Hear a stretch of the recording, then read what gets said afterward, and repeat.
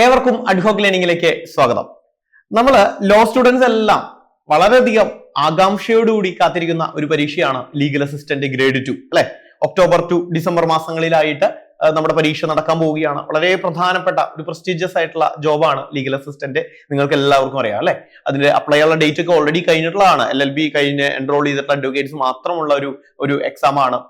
അപ്പം അതിന്റെ പൂള് കുറവാണ് അല്ലെ. എക്സാം എഴുതുന്നവരുടെ പൂള് കുറവാണ് എന്ന് നിങ്ങൾക്ക് അറിയാം. പക്ഷെ എങ്കിലും അതിലെ കോമ്പറ്റീഷൻ എന്ന് പറയുന്നത് സ്ട്രോങ് ആണ്. കാരണം തസ്തികകളുടെ എണ്ണം കുറവാണ്. ആ എണ്ണം കുറവുള്ളതിനനുസരിച്ച് പഠിക്കാനായിട്ടുള്ള ആൾക്കാരും ഉണ്ട്. നല്ല രീതിയിൽ ആത്മാർത്ഥമായിട്ട് പഠിക്കുന്ന ഒരു പറ്റം ആൾക്കാര് നമ്മുടെ കൂട്ടത്തിലുണ്ട്. അതിൽ ഏറ്റവും കൺസിസ്റ്റന്റ് ആയിട്ട് ഏറ്റവും എഫേർട്ട് എടുത്ത് പഠിക്കുന്നവരാരോ അവർക്ക് ഈ ജോലി കിട്ടും, യാതൊരു സംശയവും വേണ്ട. ഇതുവരെയുള്ള നിങ്ങളുടെ നോളജ് അല്ല, ഇനി അങ്ങോട്ടുള്ള നോളജ് നിങ്ങൾ എങ്ങനെ ബ്രഷപ്പ് ചെയ്ത് എങ്ങനെ നിങ്ങൾ അതിനെ എക്സാമിനെ സമീപിക്കുന്നോ അതനുസരിച്ചിരിക്കും നിങ്ങളുടെ റാങ്ക്. സോ എല്ലാവരും കാത്തിരുന്ന സിലബസ് ഔട്ട് ആയിട്ടുണ്ട് അല്ലെ. 2025 അപ്ഡേറ്റഡ് ആയിട്ടുള്ള സിലബസ് ഇതാ വന്നിട്ടുണ്ട്, PSC വിട്ടിട്ടുണ്ട്. സോ അതിനകത്ത് കുറച്ച് മാറ്റങ്ങളുണ്ട്. കുറച്ച് മാറ്റം എന്ന് പറഞ്ഞാൽ മൃഗീയമായ വലിയൊരു മാറ്റം എന്ന് പറയുന്നത് ആദ്യമേ അത് പറയാം, ഇംഗ്ലീഷും GKയും ഒഴിവാക്കി. 100 ക്വസ്റ്റ്യൻസും ലീഗലാക്കി അല്ലെ. മുമ്പുണ്ടായിരുന്നതിലെ 70 മാർക്ക് ലീഗലും 20 മാർക്ക് ഇംഗ്ലീഷ് 10 മാർക്ക് GK ഉണ്ടായിരുന്നു. ആ അവസാനത്തെ പറഞ്ഞ 20ഉം 10ഉം 30 മാർക്ക് ഒഴിവാക്കി. ആ 30 മാർക്കിനെ ഓൾറെഡി ഉണ്ടായിരുന്ന സിലബസിലേക്ക് എന്ത് ചെയ്തു? റീഡിസ്ട്രിബ്യൂട്ട് ചെയ്തു. ഓക്കെ, അപ്പൊ നമുക്ക് ഓരോ ടോപ്പിക്കുകൾ എടുത്ത് അവിടെ എല്ലാം എന്ത് മാറ്റങ്ങൾ വന്നു എന്നുള്ളത് നോക്കാം. ഓക്കെ, ആദ്യം നമ്മൾ നോക്കുന്നത് ജൂറിസ്പ്രുഡൻസ് ആണ്. ജൂറിസ്പ്രുഡൻസ് അതിനകത്ത് ഇന്റർപ്രിട്ടേഷൻ എന്ന് പറയുന്ന ഭാഗത്തൊക്കെ ടോപ്പിക്കുകളിലല്ല മാറ്റം, മാർക്കിലും മാറ്റമില്ല. അപ്പൊ അവിടെ വലിയ മാറ്റമൊന്നുമില്ല. 10 മാർക്ക് തന്നെയായിരുന്നു മുമ്പ്. ജൂറിസ്പ്രുഡൻസിന് 10 മാർക്കായിരുന്നു മുമ്പ്. അപ്പോ ടോപ്പിക്കും സെയിം തന്നെ, വലിയ വ്യത്യാസങ്ങളൊന്നുമില്ല. അപ്പൊ അതിനകത്ത് ഒന്നും നോക്കാനില്ല. 10 മാർക്ക് ജൂറിസ്പ്രുഡൻസ്. നെക്സ്റ്റ് വരുന്നത് കോൺസ്റ്റിറ്റ്യൂഷൻ ലോ ആണ്. നമ്മുടെ കുട്ടികളോട് നമ്മൾ എപ്പോഴും പറയാറുള്ളതാണ്, കൂടുതൽ നമ്മൾ ഇമ്പോർട്ടൻസ് കൊടുത്ത് പഠിപ്പിച്ചുകൊണ്ടിരിക്കുന്ന ഒരു ടോപ്പിക്കാണ് കോൺസ്റ്റിറ്റ്യൂഷൻ. ഇപ്പൊ നിലവിലുള്ള ലീഗൽ അസിസ്റ്റന്റിന്റെ ബാച്ചിലെല്ലാം നമ്മൾ കൂടുതൽ ക്ലാസ്സുകൾ പോയിട്ടുള്ളത് ഈ ഒരു ടോപ്പിക്കിൽ നിന്നായിരുന്നു. കാരണം അത് 10 മാർക്ക് എന്നുള്ളത് 20 മാർക്കായി. നമുക്ക് ഏകദേശ ധാരണ ഉണ്ടായിരുന്നു ഇംഗ്ലീഷും GKയും ചിലപ്പോൾ ഒഴിവാക്കാൻ സാധ്യതയുണ്ട് എന്നുള്ളത്. അങ്ങനെ ഒഴിവാക്കണമെങ്കിൽ ആ 30 മാർക്ക് എവിടെ കൊടുക്കും എന്ന് ആലോചിക്കുമ്പോൾ നമുക്കറിയാം ഇത് സെക്രട്ടേറിയറ്റ് എന്ന് പറയുന്ന ഒരു സ്ഥാപനത്തിൽ വരുന്ന ജോലിയാണ് അല്ലെ. അപ്പോൾ സ്വാഭാവികമായിട്ടും അവിടെ അഡ്മിനിസ്ട്രേറ്റീവ് ലോയും അതുപോലെ കോൺസ്റ്റിറ്റ്യൂഷൻ ലോയും കൂടുതൽ ഇമ്പോർട്ടൻസ് വരാൻ സാധ്യതയുണ്ട്. അതുകൊണ്ട് തന്നെ അത് കൂടുതൽ മാർക്ക് ഡിസ്ട്രിബ്യൂഷൻ വരാൻ സാധ്യതയുണ്ട് എന്ന് നമ്മുടെ മനസ്സിലുണ്ടായിരുന്നു. അതുപോലെ തന്നെ 10 മാർക്ക് എന്നുള്ളത് 20 മാർക്കാക്കിയിട്ട് കൂട്ടി. അപ്പൊ കോൺസ്റ്റിറ്റ്യൂഷൻ ലോ, അഡ്മിനിസ്ട്രേറ്റീവ് ലോ എന്ന് പറയുന്ന ഭാഗം 10 മാർക്കിൽ നിന്നും 20 മാർക്കാക്കി കൂട്ടി. എന്നാൽ സിലബസിൽ ചേഞ്ച് ഉണ്ടോ എന്ന് ചോദിച്ചാൽ അതിനകത്ത് കാര്യമായിട്ടുള്ള ചേഞ്ചസ് ഒന്നും വന്നിട്ടില്ല. കാര്യമായിട്ടുള്ള ചേഞ്ചസുകൾ ഇല്ലാതെ തന്നെ എന്ത് ചെയ്യുന്നു, 10 മാർക്കിൽ നിന്നും 20 മാർക്ക്. നമുക്കറിയാം അഡ്മിനിസ്ട്രേറ്റീവ് ലോ ഉണ്ട്, അവിടെ ലോകായുക്ത, ലോക്പാൽ ഉണ്ട്, അതുപോലെ തന്നെ RTA ആക്ട് ഉണ്ട്, അതുപോലെ public services Kerala state rules right to service act ഉണ്ട്, അങ്ങനെ പിന്നെ അഡ്മിനിസ്ട്രേറ്റീവ് ട്രിബ്യൂണൽ ആക്ട് ഉണ്ട്. അതെല്ലാം കോൺസ്റ്റിറ്റ്യൂഷൻ മാത്രമല്ല. പക്ഷെ ഇതിന്റെ മൃഗീയ ഭാഗം എന്ന് പറയുന്നത് കോൺസ്റ്റിറ്റ്യൂഷൻ ബേസ് ആണ്. കോൺസ്റ്റിറ്റ്യൂഷനിൽ നിന്നും പിന്നെ കുറച്ച് ലോകായുക്ത പോലെയുള്ള RTA പോലെയുള്ള കുറച്ച് അഡ്മിനിസ്ട്രേറ്റീവ് ആയിട്ടുള്ള ലോകളും കൂടി കൂട്ടിച്ചേർത്ത് കഴിഞ്ഞാൽ എന്തായി? 20 മാർക്കായി. ഇത് നിങ്ങൾക്ക് സ്കോർ ചെയ്യാവുന്ന ഭാഗമാണ്. 20 മാർക്ക് നല്ല രീതിയിൽ പഠിച്ച് സ്കോർ ചെയ്യാൻ പറ്റുന്ന ഒരു ഭാഗമാണ് 20 മാർക്ക്. ദെൻ അത് കഴിഞ്ഞാൽ പിന്നെ വരുന്നത് അടുത്ത ഒരു മാറ്റം എന്ന് പറയുന്നത് 20 മാർക്ക് BNS കൊടുത്തു എന്നുള്ളതാണ്. മുമ്പ് IPC CRPC ഉള്ളപ്പോൾ 10 മാർക്ക് ഉണ്ടായിരുന്നത് IPC മാറ്റി BNS ഉം CRPC മാറ്റി BNSS ആക്കി. അതിന്റെ കറസ്പോണ്ടിങ് പ്രൊവിഷൻസ് അങ്ങനെ തന്നെ കൊടുത്തു. ഓക്കെ, അത് ഒരുവിധം എല്ലാ ഭാഗങ്ങളും പഠിക്കണം എന്ന് തന്നെ പറയണം. അങ്ങനെ വളരെ ഡീറ്റെയിൽ ആയിട്ട് അതിൽ പറയുന്ന ഒരുവിധ എല്ലാ കാര്യങ്ങളും ഇതിനകത്ത് ഇൻക്ലൂഡ് ചെയ്തിട്ടുണ്ട്.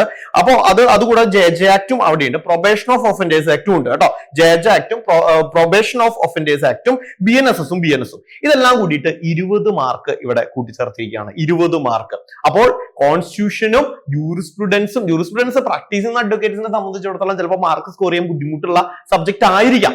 എങ്കിലും അവിടെ 10 മാർക്ക് ഉണ്ട്, കോൺസ്റ്റിറ്റ്യൂഷനകത്ത് 20 മാർക്ക്, BNSസും അതുപോലെ തന്നെ BNS JJ ആക്ടും അതുപോലെ തന്നെ നമ്മുടെ ഈ പറഞ്ഞ പ്രൊബേഷൻ ഓഫ് ഒഫൻഡേഴ്സ് ആക്ടും കൂടി ചേർന്ന് കഴിഞ്ഞാൽ അവിടെ ഒരു 20 മാർക്ക്. സോ രണ്ടാമത് പറഞ്ഞ ഈ 2 ടോപ്പിക്കുകൾ, അതായത് കോൺസ്റ്റിറ്റ്യൂഷനും BNS ഭാഗവും ചേർത്ത് കഴിഞ്ഞാൽ 40 മാർക്ക്. ഇത് മാർക്ക് സ്കോറിംഗ് ടോപ്പിക്കുകളാണ്.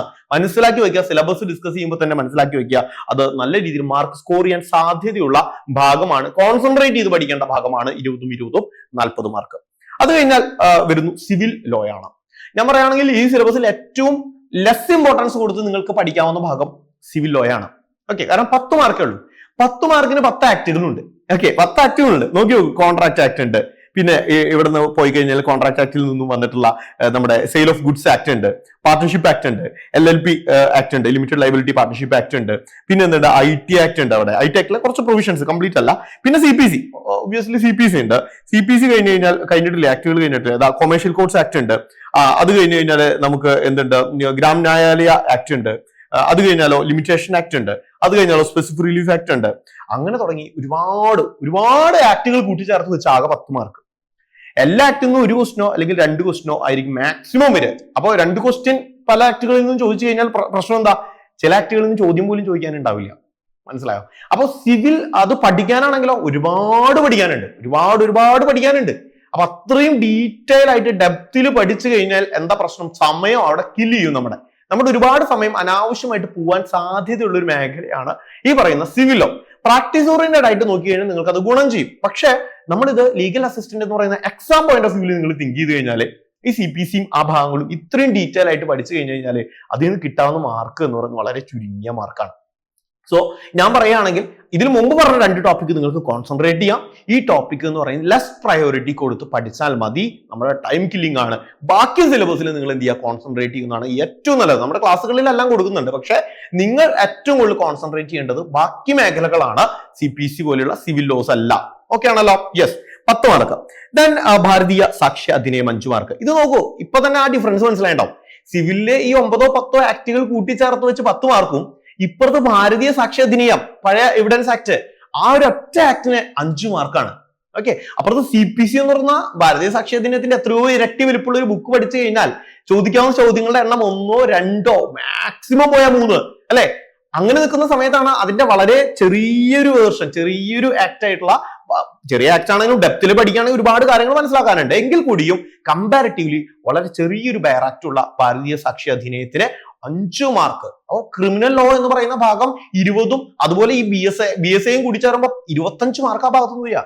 ഇതെല്ലാം നമുക്ക് കോൺസെൻട്രേറ്റ് ചെയ്ത് പഠിക്കാൻ പറ്റുന്ന മേഖലയാണ്, മാർക്ക് സ്കോറിംഗ് ഭാഗങ്ങളാണ്. Okay, yes. Next is law of property, മാറ്റങ്ങളില്ല, 5 mark. Law related to land and environment 5 mark. അതുപോലെ ലേബർ ലോ, ഇവിടെ മാറ്റം വന്നു. 5 മാർക്കാണ് ലേബർ ലോയ്ക്ക് മുമ്പ് ഉണ്ടായിരുന്നെങ്കിൽ അത് 10 മാർക്കായിട്ട് കൂടിയിട്ടുണ്ട്. അല്ലെ, ടോപ്പിക്സിലൊന്നും വലിയ ചേഞ്ചസ് വരുന്നില്ല, മുമ്പുണ്ടായിരുന്ന അതേ ടോപ്പിക്കുകളൊക്കെ തന്നെയാണ്. പക്ഷെ 5 മാർക്കിൽ നിന്നും അതിൽ 10 മാർക്കായി. അപ്പൊ ഇപ്പോഴത്തെ ഇമ്പോർട്ടൻസ് നമുക്കറിയാം, പോഷ് ആക്ടിനൊക്കെ വളരെയധികം ഇമ്പോർട്ടൻസ് വരുന്ന ഒരു ഭാഗമാണ്. കഴിഞ്ഞ പ്രാവശ്യം പോഷ് ആക്ടിൽ നിന്ന് ചോദ്യങ്ങളൊന്നും വളരെ കാര്യമായിട്ട് കാണാത്ത സമയമാണ്. പക്ഷെ എങ്കിൽ കൂടി ഇപ്രാവശ്യം എന്തുണ്ടാവും, പോഷ് ആക്ടിൽ നിന്നും ചിലപ്പോൾ 1 2 ക്വസ്റ്റ്യൻസ് ഒക്കെ വന്നേക്കാം. കാരണം 10 മാർക്കല്ലേ ലേബർ ലോ ഉള്ളത്. അപ്പോ ഈ ഭാഗം ലേബർ ലോ എന്ന് പറയുന്നത് വളരെ ഇമ്പോർട്ടന്റ് ആയിട്ട് പഠിക്കേണ്ട ഭാഗമാണ്. 10 മാർക്ക് സ്കോർ ചെയ്തെടുക്കേണ്ട ഭാഗമാണ് ഈ പറയുന്ന ലേബർ ലോ. മാത്രമല്ല അവിടെ ആക്ടുകളുടെ പേരുകൾ പറയല്ല ചെയ്തിരിക്കണേ, കൃത്യമായിട്ട് എന്ത് ചെയ്യാണ്, ഇപ്പൊ അതിനകത്തുള്ള പോയിന്റുകൾ ബേസ് ചെയ്ത് ടോപ്പിക് തന്നിട്ടുണ്ട്. ടോപ്പിക്കുകൾ ഏതെല്ലാം പഠിക്കണം എന്ന് തന്നിട്ടുണ്ട്. മറ്റേ ഇപ്പൊ സിവിലാണെങ്കിൽ ഇപ്പൊ relief sought under specific relief act, simple ആയിട്ട് ഏതൊക്കെ റിലീഫുകളാണ് എന്നുള്ളതാണ് സിലബസിൽ കൊടുത്തിട്ടുള്ളത്. പക്ഷെ അങ്ങനെ പറഞ്ഞു കഴിഞ്ഞാൽ അത് വാസ്റ്റായി, കാരണം ആ ആക്ട് മുഴുവൻ പഠിക്കേണ്ട അവസ്ഥയായി. ഓക്കെ, അപ്പോ ഇവിടെ അങ്ങനെയല്ല, ഓരോ പോയിന്റ് ആയിട്ട് ലേബർ ലോയിൽ പറഞ്ഞിട്ടുണ്ട്. അത് കറക്റ്റ് ആയിട്ട് സ്പെസിഫിക് ആയിട്ട് പഠിക്കാം. സിലബസിൽ നിന്നുകൊണ്ട് പഠിക്കാൻ ശ്രമിക്കാം. ഔട്ട് ഓഫ് ദ സിലബസ് പോകാതെ സിലബസിൽ നിന്നുകൊണ്ട് പഠിക്കുകയാണെങ്കിൽ വളരെ എളുപ്പത്തിൽ നമുക്ക് സ്കോർ ചെയ്യാൻ പറ്റും. ദെൻ അടുത്തത് speedy justice, legal aid and protection of vulnerable sections, 10 മാർക്കായി. മുമ്പ് 5 മാർക്കായിരുന്നു. ഇതും നമ്മൾ ക്ലാസ് എടുക്കുന്ന സമയത്ത് പലപ്പോഴും ഞാൻ ഡിസ്കസ് ചെയ്തിട്ടുള്ളതാണ്. ഒരുപാട് ആക്ടുകൾ കൂട്ടിച്ചേർത്ത് വെച്ച് 5 മാർക്ക് എന്ന് പറഞ്ഞു കഴിഞ്ഞാൽ പോസിബിൾ ആയിട്ടുള്ള കാര്യമില്ല. ഇവിടെ ഏകദേശം 9 10 ആക്ടുകൾ വരുന്നുണ്ട്. നിങ്ങൾക്കറിയാം, പോക്സോ ആക്ട് ഇതിനകത്ത് വരുന്നുണ്ട്, പിന്നെ അതുപോലെ തന്നെ വുമൻസിന്റെ ആക്ട് വരുന്നുണ്ട്, SC/ST ആക്ട് വരുന്നുണ്ട്, ഹ്യൂമൻ റൈറ്റ്സ് ആക്ട് വരുന്നുണ്ട്, പിന്നെ അങ്ങനെ തുടങ്ങി ലീഗൽ സർവീസ് അതോറിറ്റി ആക്ട് വരുന്നുണ്ട്, ADR വരുന്നുണ്ട്. അങ്ങനെ വലിയൊരു ടോപ്പിക്കുകൾ, ഒരുപാട് ടോപ്പിക്കുകൾ കൂട്ടിച്ചേർത്ത് വെച്ച് 5 മാർക്കേ മുമ്പുണ്ടായിരുന്നുള്ളൂ. അപ്പൊ തന്നെ നമുക്കറിയാം ഇതിൽ നിന്ന് പല ആക്ടിൽ നിന്നും ചോദ്യങ്ങളെ ചോദിക്കാൻ പറ്റില്ല. കാരണം ആകെ 5 മാർക്കും 10 ആക്ടും എങ്ങനെ ചോദിക്കാൻ പറ്റും? അങ്ങനെ വരുന്ന സമയത്ത് ഇപ്പൊ എന്തായി, 10 മാർക്ക് കൃത്യമായിട്ട് വന്നിട്ടുണ്ട്. എല്ലാ ആക്ടിൽ നിന്നും ഒരു ക്വസ്റ്റ്യൻ നമുക്ക് പ്രതീക്ഷിക്കാം എന്നുള്ളതാണ് ഇതിന്റെ ഒരു പ്രത്യേകത. സോ ഈ ഭാഗം നമുക്ക് എന്ത് ചെയ്യാം, കോൺസെൻട്രേറ്റ് ചെയ്യാം. പ്രാക്ടീസ് പോയിന്റ് ഓഫ് വ്യൂവിലും നിങ്ങൾക്ക് വളരെയധികം ഹെൽപ്ഫുൾ ആവുന്ന കുറച്ച് ആക്ടുകളാണ്. എസ്പെഷ്യലി നിങ്ങൾക്കറിയാം, POCSO act, dowry prohibition act, അല്ല DV ആക്ട്, ഇതെല്ലാം നിങ്ങൾക്ക് ആവശ്യം വരുന്ന ഭാഗങ്ങളാണ്. അത് കാരണം കൊണ്ട് domestic violence act, prohibition act, അങ്ങനത്തെ സംഭവങ്ങളാണ് നിങ്ങൾ പഠിച്ചിരിക്കേണ്ട ഭാഗമാണ് കേട്ടോ. അപ്പൊ ഇതെന്തായാലും നമുക്ക് നല്ല രീതിയിൽ കോൺസെൻട്രേറ്റ് ചെയ്യാം, 10 മാർക്ക് സ്കോർ ചെയ്യണം. ദെൻ വരുന്നു പബ്ലിക് ഇന്റർനാഷണൽ ലോ. അവിടെ മാറ്റങ്ങളൊന്നുമില്ല, 5 മാർക്കായിരുന്നു മുമ്പ് സിലബസിൽ ഉണ്ടായിരുന്നത്, ഇപ്പോഴും 5 മാർക്ക് തന്നെയാണ്. ടോപ്പിക്കിനകത്ത് ചേഞ്ചസ് ഒന്നുമില്ല. അപ്പോൾ ആ പബ്ലിക് ഇന്റർനാഷണൽ ലോ അങ്ങനെ 100 മാർക്ക്. 30 മാർക്ക് എന്റെ ടോപ്പിക്കിൽ എടുത്ത് കളഞ്ഞു. 30 മാർക്ക് എവിടൊക്കെ ആഡ് ചെയ്തു? 10 മാർക്ക് കോൺസ്റ്റിറ്റ്യൂഷനകത്ത് ആഡ് ചെയ്തു, BNS ഉം BSIയിലും 10 മാർക്ക് ആഡ് ചെയ്തു. പിന്നെയുള്ള ബാക്കി 10 മാർക്കാണ്. അതിൽ 5 മാർക്ക് ആർക്ക് കൊടുത്തു? സ്പീഡി ജസ്റ്റിസ് എന്ന് പറയുന്ന ഭാഗത്തേക്ക് കൊടുത്തു. 5 മാർക്ക് ലേബർ ലോയിലേക്ക് വിട്ടു കൊടുത്തു. അങ്ങനെ 100 മാർക്ക് കംപ്ലീറ്റ്ലി ലീഗൽ എക്സാം ആയി മാറി. സോ പലരും ലാസ്റ്റ് ഒരു നോട്ട് ഉണ്ട് ഇതിനകത്ത് അല്ലെ. ഈ നോട്ട് വായിച്ചിട്ട് എന്റെ അടുത്ത് ഇപ്പൊ തന്നെ മെസ്സേജുകൾ വന്നു തുടങ്ങി. അങ്ങനെയാണെങ്കിൽ ഇംഗ്ലീഷ് ഇതിന് ചോദിക്കോ? ആ നോട്ടിൽ എന്താ പറഞ്ഞിരിക്കുന്നത്? It may be noted that apart from the topics detailed above, questions from other topics prescribed for the educational qualification of the post may also appear in the question paper. There is no undertaking that all the topics above may be covered in the question paper. രണ്ട് കാര്യങ്ങൾ അവിടെ disclaimer ആയിട്ട് പറഞ്ഞു. ഒന്ന്, education qualification base ചെയ്തിട്ടുള്ള ബാക്കിയുള്ള ടോപ്പിക്കുകളിൽ നിന്നും വേണമെങ്കിൽ ചോദിച്ചേക്കാം. രണ്ട്, ഇതിൽ നിന്നും എല്ലാ ടോപ്പിക്കിൽ നിന്നും ചോദിക്കണമെന്ന് നിർബന്ധമില്ല. രണ്ട് കാര്യങ്ങൾ മനസ്സിലായി. ഇതിന്റെ പുറത്തുനിന്നും ചോദിക്കാം, മാത്രമല്ല ഇതിനകത്തുള്ള എല്ലാ പോയിന്റുകളിൽ നിന്നും ചോദിക്കണമെന്ന് നിർബന്ധവുമില്ല. അങ്ങനെ രണ്ട് കാര്യങ്ങളായിട്ടുള്ള ഡിസ്ക്ലെയിമർ കൊടുത്തിട്ടുണ്ട്. അപ്പൊ ഇതിനകത്ത് യാതൊരു ഇത് എല്ലാ സിലബസിലും PSCയുടെ എല്ലാ സിലബസിലും വരുന്ന, ടെൻഷൻ അടിക്കണ്ട. ഇങ്ങനെ ഒരു നോട്ട് ഉണ്ട് എന്നുള്ളതിന്റെ അർത്ഥം അതിൽ ഇംഗ്ലീഷ് ചോദിച്ചേക്കാം, GK ചോദിച്ചേക്കാം എന്നുള്ളതല്ല. നമ്മുടെ സിലബസിൽ നിന്നുകൊണ്ട് അതിൽ ചിലപ്പോ ഞാൻ കുറച്ചു മുമ്പ് പറഞ്ഞു specific relief act, relief sought under specific relief act എന്നുള്ളതാണ് സിലബസിൽ പറയുന്നത്. ആ റിലീഫുകൾ അല്ലാതെ ആ സ്പെസിഫിക് റിലീഫിനകത്ത് കൊടുത്തിരിക്കുന്ന വേറെ കുറെ ഭാഗങ്ങളുണ്ട്. അതിൽ നിന്ന് വേണമെങ്കിൽ ചോദിച്ചേക്കാം എന്നുള്ളതാണ് ഇതിന്റെ അർത്ഥം. അതായത് 100 ക്വസ്റ്റ്യൻ ചോദിക്കുമ്പോൾ ചിലപ്പോൾ 2-3 ക്വസ്റ്റ്യൻസ് കറക്റ്റ് സിലബസിൽ പറയുന്ന വേർഡിങ്സിൽ നിന്ന് ഡിഫർ ചെയ്ത് ചിലപ്പോൾ ചോദിച്ചേക്കാം. കോൺസ്റ്റിറ്റ്യൂഷനകത്ത് historical background of Indian constitution എന്ന് എടുത്ത് പറഞ്ഞിട്ടില്ല, പക്ഷെ ചോദിച്ചേക്കാം. കോൺസ്റ്റിറ്റ്യൂവന്റ് അസംബ്ലി ഉണ്ട്. കോൺസ്റ്റിറ്റ്യൂവന്റ് അസംബ്ലി എന്ന് പറയുമ്പോൾ കോൺസ്റ്റിറ്റ്യൂവന്റ് അസംബ്ലി എങ്ങനെ വന്നു, അതിന് കാരണമായിട്ടുള്ള പഴയ ആക്ടുകൾ ഏതാണ്, അങ്ങനെയൊക്കെ ചോദിച്ചേക്കാം അല്ലെ. അപ്പൊ ഹിസ്റ്റോറിക്കൽ ബാക്ക്ഗ്രൗണ്ട് ആയി. അപ്പൊ ആ വേർഡ് ഇറ്റ്സെൽഫ് എന്തില്ല, സിലബസിൽ ഇല്ല.